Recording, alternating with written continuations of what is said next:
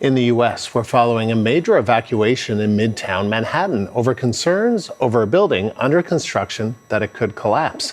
Emergency crews uncovered significant structural damage with 2 steel beams buckling. The CBC's Chris Reyes is near the site and joins us live. So Chris, tell us about where you are and what's happening right now. Good afternoon, Andrew. Well, let's first show you the building in question, and it's right behind me. That building in the distance, which is a steel and glass building. You can see some of the construction at the very top. So what happened this morning at about 8 a.m., first responders were called to the area because construction workers noticed those structural beams that you were talking about buckling on the 21st floor. And obviously that is an alarming sight to see in any building. And they soon evacuated that building. Dozens of construction workers were out on the street when we were just further up here about an hour ago. And then all of the surrounding buildings were also evacuated. Just to give you a sense of the area, Andrew, so this is a residential building right here. That's a school. We know hundreds of children have been evacuated from the area. And then there are a lot of office buildings in midtown Manhattan. So you can imagine it's created quite a bit of a traffic mess and disruption to the day because many streets around this building have been closed.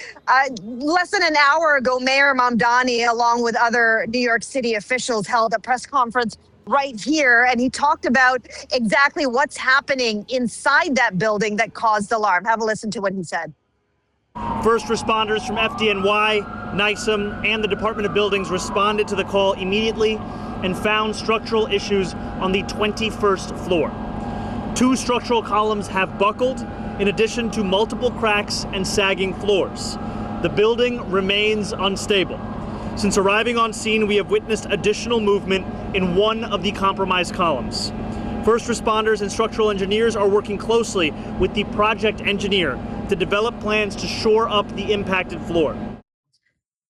And that's currently, Andrew, the work that's being done right now. So the New York City's Department of Buildings, many of their officials, their structural engineers are on site inspecting that building to see what they can do to deem it safe for everybody to come back. But at this point, Mayor Mamdani underscored that safety is a top priority, and they're not going to give that green light until they're absolutely sure that this building is stable.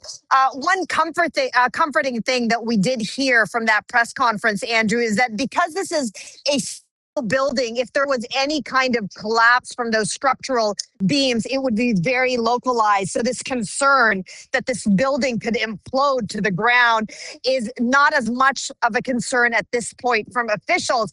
Still, that said, I mean, you can imagine, and this is a very dense part of midtown Manhattan, again, surrounded by office buildings, schools, and residential apartment buildings. And so they want to make sure that everything is safe before they can let people back in. How they're going to do that is what's difficult, because they're going to have to get their crews up to the 21st floor of that building.